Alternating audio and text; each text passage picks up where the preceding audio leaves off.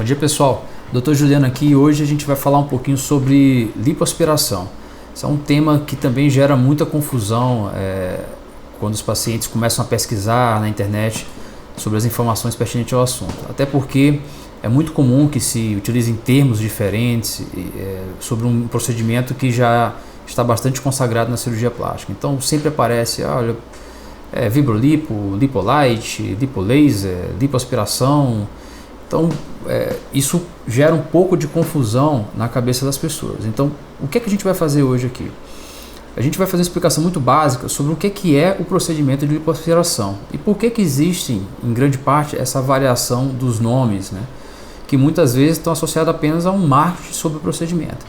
Então, na prática, o procedimento de lipoaspiração consiste em um aparelhinho que entra por uma incisão em locais estabelecidos pelo cirurgião, de forma que eles ficam um pouquinho escondidos, e aquele aparelho ele entra ali, o cirurgião quebra a gordura da região que vai ser lipoaspirada, e é aí que o tipo de lipoaspiração se torna um pouco diferente. Então, se o cirurgião usa apenas a sua cana e o seu movimento de vai e vem para fazer a quebra dessa gordura, a gente tem, por exemplo, a lipoaspiração tradicional. Tá? Se por sua vez aquela cana está acoplada a um motorzinho, a uma máquina que faz um movimento giratório e de vai e vem, auxiliando o cirurgião no procedimento, aí a lipoaspiração toma o nome de vibrolipoaspiração. É possível também que se tenha algumas outras variáveis, como por exemplo a lipolaser, né?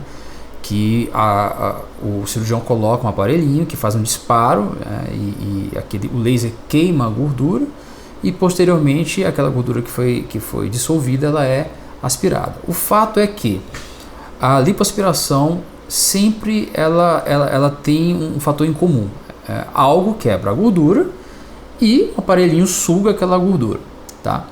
Então o que é melhor, o que é pior com relação aos tipos de lipoaspiração? Isso é variável, como quase tudo na cirurgia plástica. Então isso depende da técnica que o cirurgião adotou para fazer o procedimento, tá? E basicamente o benefício que o paciente terá com relação ao procedimento depende muito mais do tempo cirúrgico e de outros fatores envolvidos do que da forma de fazer a lipoaspiração em si. Então o que o paciente deve ter em mente? Que os resultados estéticos na mão de um cirurgião que tem uma boa formação, eles tendem a ser bastante semelhantes, independentemente do tipo de lipoaspiração que é realizado. Tá? Os benefícios que decorrem do procedimento para o paciente estão mais relacionados com outros fatores. Por exemplo, o seu estado nutricional, que tem que ser avaliado em consultório, como é que está a qualidade da sua pele, qual a área a ser lipoaspirada, o peso do paciente, porque um detalhe bem importante é que a lipoaspiração não é uma cirurgia de emagrecimento, ela é uma cirurgia de contorno corporal. Então ela melhora o seu contorno, ela tira a gordura do local que não deveria estar, né? Muitas vezes coloca em outro local, quando esse procedimento se chama de lipoescultura, tá bom? Então, finalizando o que a gente tem para falar nesse vídeo de hoje, entenda que os tipos de lipoaspiração não são tão importantes quanto quem está executando o procedimento. Então, o mais importante é que você escolha um cirurgião que tem uma formação adequada e que saiba te explicar durante a sua consulta quais os benefícios daquele tipo de lipoaspiração que ele escolheu para você. Tá? Especificamente no caso do meu consultório, nós fazemos a vibrolipoaspiração. Tá? Mas isso é uma escolha pessoal e os benefícios dessa técnica são explicados durante a sua consulta médica, tá certo?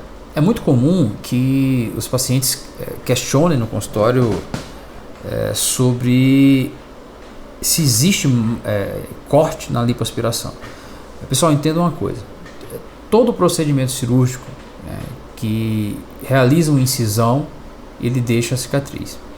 A proposta da cirurgia plástica é fazer uma cicatriz com qualidade, a partir da técnica cirúrgica apurada, e de mascarar essas cicatrizes colocando-as em locais onde são poucos visíveis. Então, normalmente o cirurgião usa de alguns artimanhas. Ele coloca a pequena incisão da lipoaspiração dentro da marca da calcinha, ou na linha do sutiã, ou nas dobras naturais do corpo, de forma que essas cicatrizes são muito pequenas e passam quase que se tornam imperceptíveis. Então, a cicatriz ela vai existir na lipoaspiração especificamente. São cicatrizes muito pequenas, de meio a 1 centímetro, né, que correspondem aos locais onde a cânula vai entrar penetrar no seu corpo para que o procedimento seja realizado. Então, onde o cirurgião precisar que a cânula passe para lipoaspirar determinada área, ela vai deixar uma pequena cicatriz no local, tá? E isso se estende para qualquer outro procedimento dentro da cirurgia plástica, tá? Então, essas promessas de que lipo é sem corte, não. Se for lipoaspiração, ela sempre tem um corte, tá bom?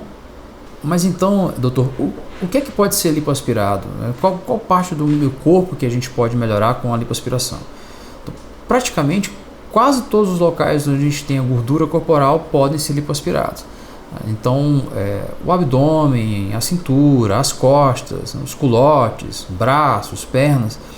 Logicamente, cada segmento corporal tem características específicas. Então, a forma como o cirurgião trabalha o abdômen e a cintura se modifica quando ele vai, por exemplo, lipoaspirar os braços, ou então ele muda um pouquinho a técnica quando vai fazer uma lipoaspiração da papada, por exemplo.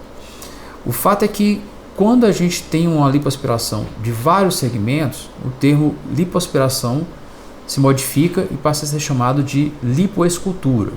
Então, nesse segundo termo, o termo de lipoescultura, ele engloba não só a lipoaspiração de vários segmentos, como também a colocação de gordura em locais específicos. Então, se além de você realizar a lipoaspiração, essa gordura for tratada e for aproveitada para fazer um enxerto no bumbum, por exemplo, o termo lipoaspiração se modifica e passa a ser chamado de lipoescultura. Tá? Então, basicamente, é essa a diferença. Então, a lipoescultura é um procedimento mais amplo. Ele envolve uma área corporal maior e muitas vezes um enxerto de gordura. Tá? É interessante notar também que a indicação do procedimento de lipoaspiração ele depende de alguns fatores que devem ser avaliados lá no consultório médico. Então, durante a sua consulta, a gente tem que avaliar o seu estado nutricional, como é que está a relação entre o seu peso ideal e o seu peso atual, que medicações você está fazendo uso naquele momento, porque alguns medicamentos podem potencializar o risco de complicações na lipoaspiração. Por exemplo, o uso de anticoncepcionais, por exemplo, aumenta a chance de trombose, né? Quanto tempo você vai ter disponível para se recuperar após a sua cirurgia? Essa recuperação depende bastante do tempo da cirurgia estimado, da área que foi lipoaspirada, das suas condições pessoais. Então, é importante que essa programação seja feita com cautela.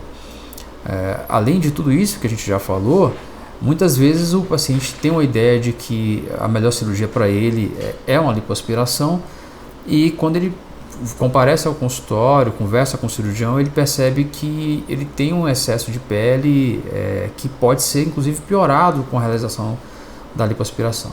Então, o que é que a gente está tentando passar aqui para vocês? E que muitas vezes o que você pensa que é melhor, né, que seria a melhor cirurgia para você, muitas vezes ela não é a mais indicada.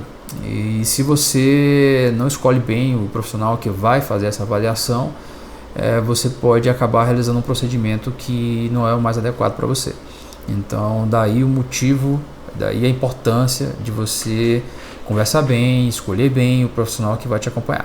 Tá? Eu vou reforçar sempre isso nos vídeos que a gente for publicando daqui para frente. Espero que tenham gostado desse vídeo. Dê uma curtida, inscreva-se no canal e recomende aos seus amigos. Não esqueçam de mandar as dúvidas que vocês têm e queiram ter alguns esclarecimentos a respeito para que a gente possa produzir novos materiais, tá bom? Novo material, tá ok? Um abraço, até a próxima.